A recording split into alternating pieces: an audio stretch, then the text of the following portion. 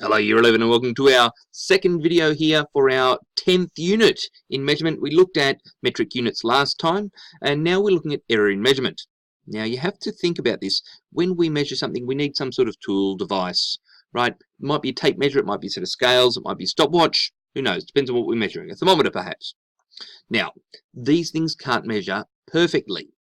Your measuring device will have some sort of scale on it, graduations, little marks. And you typically, let's think of a tape measure, you hold that up next to the thing you measure and you go, which line is it closest to? It's closest to that one, so that's my reading. Now, of course, it's not perfect. It doesn't necessarily sit exactly on the line. And if you could, I don't know, grab a microscope and look in really closely, you'd see you never get exactly on the line. There's always going to be a certain amount of rounding off occurring. Okay. Now, how close those lines together are, right?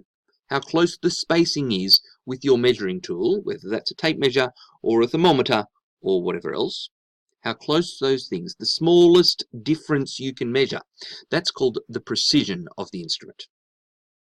So, if I have a tape measure that has 1 millimeter graduations, it has a 1 millimeter precision.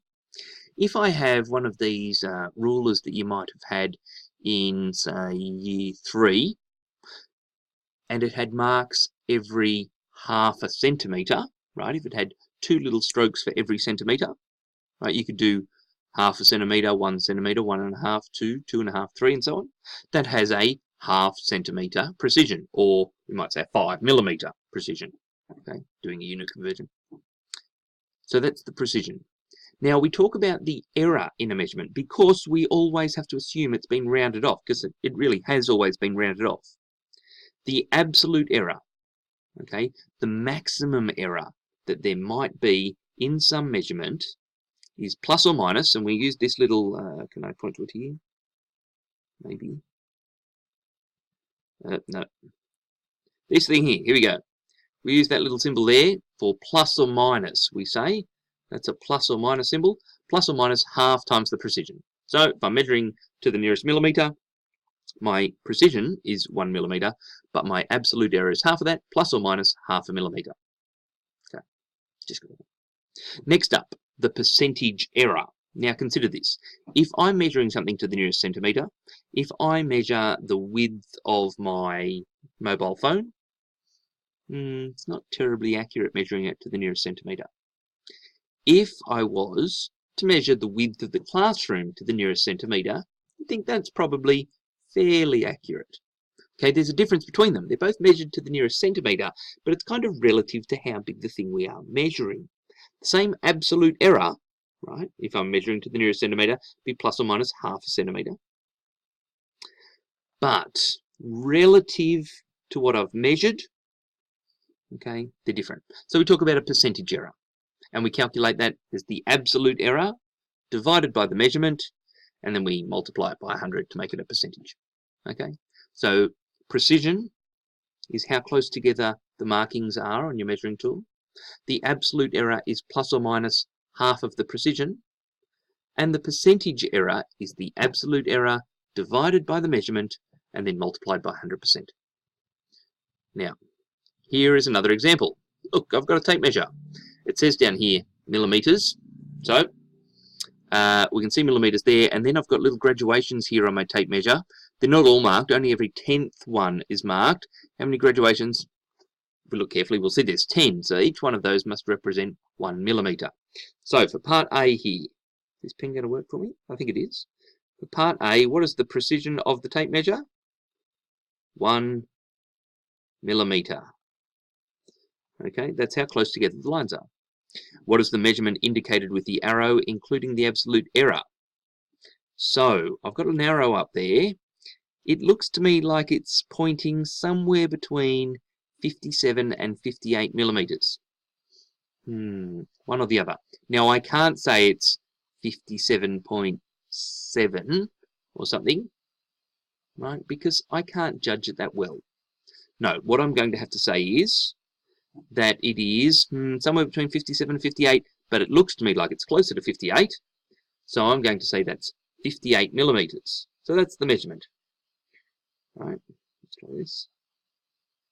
58 millimeters, and the absolute error, plus or minus, remember it's half of the precision, I'm going to say 0.5 millimeters.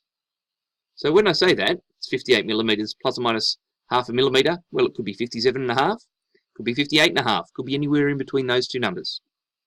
Okay, that's how accurately we can measure with a ruler with 1 millimeter precision. Now, what is the percentage error of the measurement? Okay, I'm going to need a calculator here somewhere along the line. Now, remember our percentage error is it's our absolute error. So we've got a plus or minus goes out the front. 0.5 divided by, I'm going to write as fraction, our measurement, which was 58, and then we express that as a percentage. Okay, so let's see if I can get my calculator to work. Oh, come on, calculator. Right, drag it into the screen here so we can see. There we go. It's not working for me. Oh, I know what's happened. Okay, back to the calculator. Sorry, it's a bit scrappy. So, here's my calculator. I want to do... Nothing is working for me today. 0... That's certainly not working. Come on. I have to pause and start again soon. My laptop is making a dreadful noise. Okay, my laptop is making a dreadful noise. If you see smoke rising up in front of this video, we'll probably stop it there. 0.5 divided by 58. 58, right, equals, now we'll express that as percentage, so times 100. Okay, so that's 0. Let's say 86%. So back over here, back to my wonky pen, my percentage error equals 0.86%, plus or minus. Have we got the plus or minus?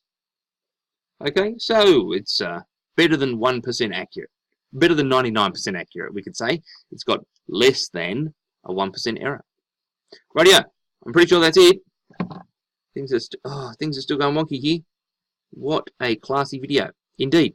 Okay, so we have learned about 3 things really today. We talked about precision. That's how close together the lines are on our measuring instrument. We talked about the absolute error, which is plus or minus half the precision.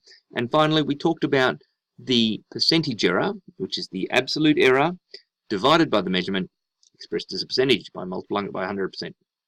Okay, that's it. If you've got any questions, jot them down, ask me in class. See you there.